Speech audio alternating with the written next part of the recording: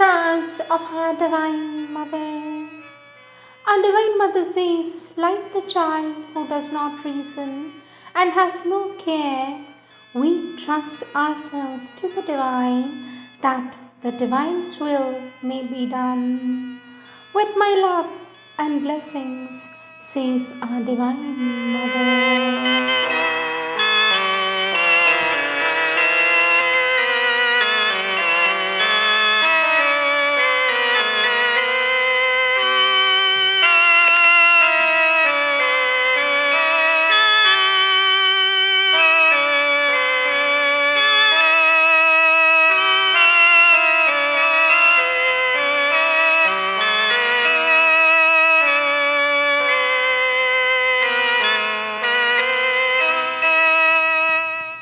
Words of our Divine Mother from the collective works of our Divine Mother, Question and Answers, Volume 25, page 6.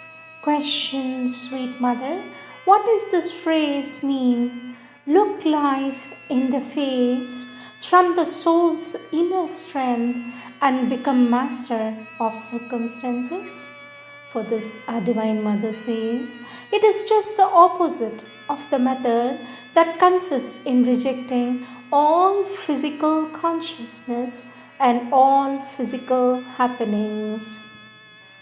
Our Divine Mother says, look life in the face. That means do not turn your back to it. That means face life as it is instead of running away from it, and call to your help the inner psychic force. That is what Sri Aurobindo says, the soul's inner strength, the inner psychic force, and with the help of this psychic consciousness, lift yourself above the circumstances and master them. That is to say, instead of submitting to all that happens and suffering all consequences, you rise above the circumstances and let them pass as things that do not touch you at all, which do not impair your consciousness. That is the meaning, says our Divine Mother.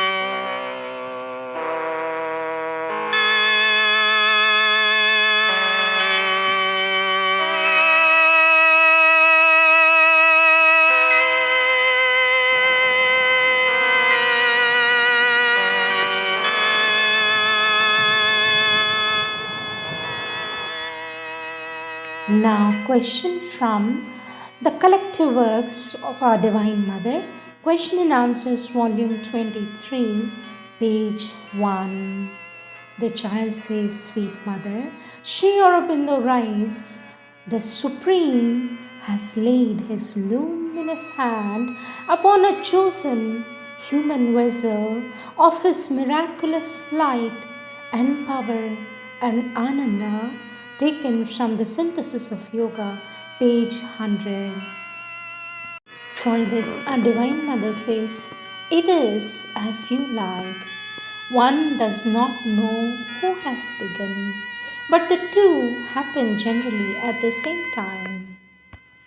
If you want an order of priority, it is evident that the Divine exists before the individual, then it is the Divine who must have chosen the first time. But if it is a choice made before the terrestrial life, in the order of the ordinary human consciousness, it can be either the one or the other, or both at the same time. In fact, it is probable that it is the Divine who perceives at first that this one or that one is ready. But one who is ready generally begins by not knowing it, so he has the impression that it is he who chooses and decides, but that must be an impression rather than a reality. Our Divine Mother says, but once you are chosen, it is irresistible. You cannot escape even if you try.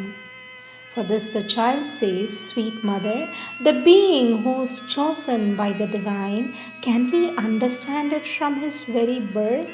For this, a divine mother says, Even before his birth, perhaps his very birth is the result of his choice. It is, perhaps, his very birth is the result of this choice.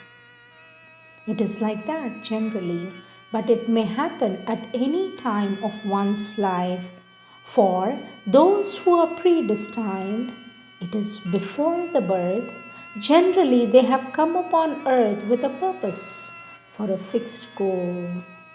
You would like very much to know if it is so happen in your case, isn't it?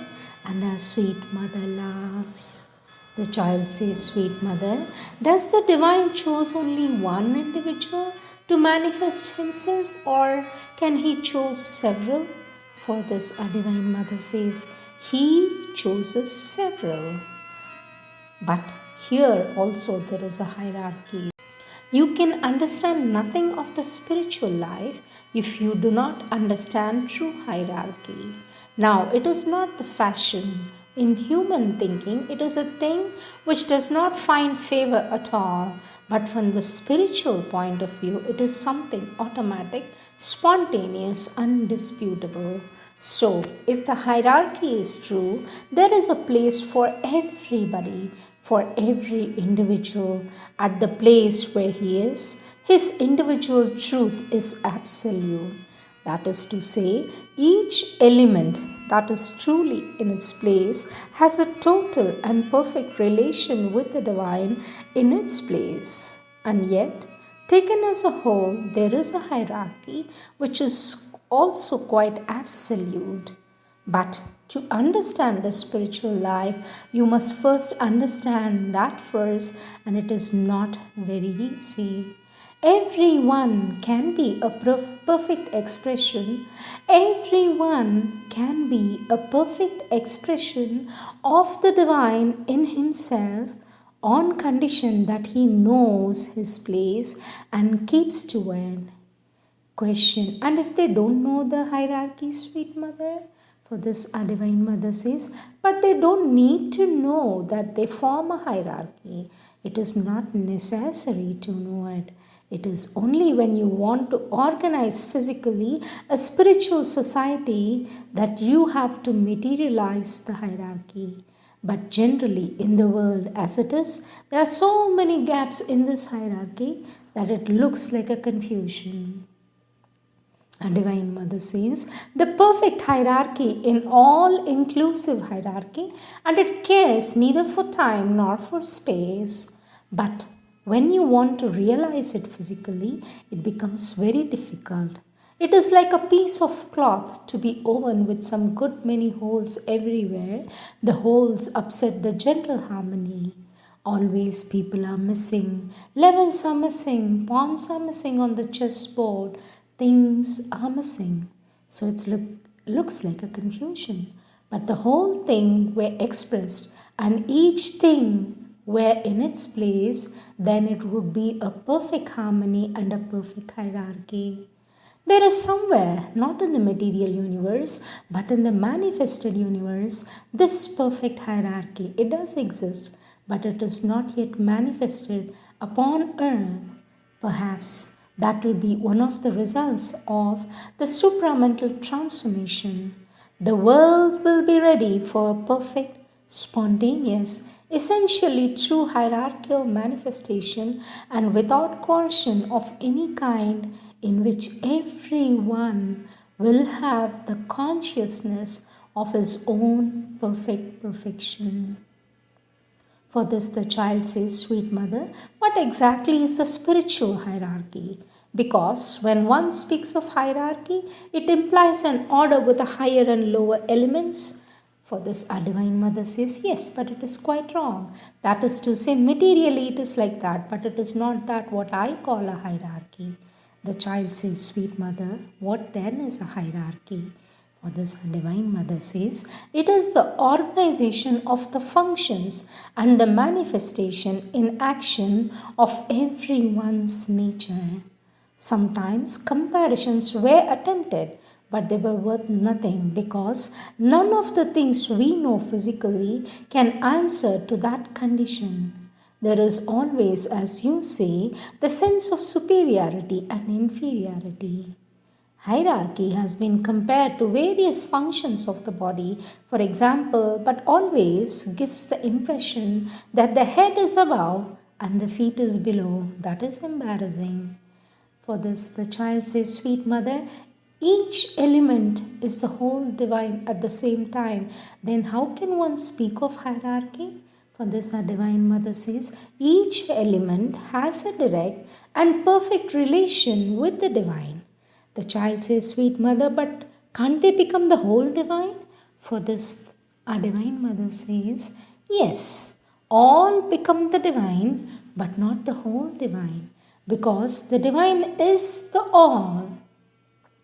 You cannot take a bit of the divine and say, This is the divine. And yet, everyone in his spiritual consciousness has a perfect relation with the divine. That is to say, everyone is the divine as perfectly as he can be. But to rebuild the divine, the whole divine is necessary. And that is what is exactly that constitutes the very essence of hierarchy. But as everyone is perfect in himself, there can be no feeling of inferiority or superiority. I do not think human mentality can understand this. I think one must live it. And once you have lived it, it is very simple. It appears luminously simple, but to understand that with the mind is not possible. It seems impossible, especially because the mind, in order to understand anything, has to divide everything, put everything in opposition, everything it does not understand. It is a confusion because its very function, it makes itself incapable of understanding.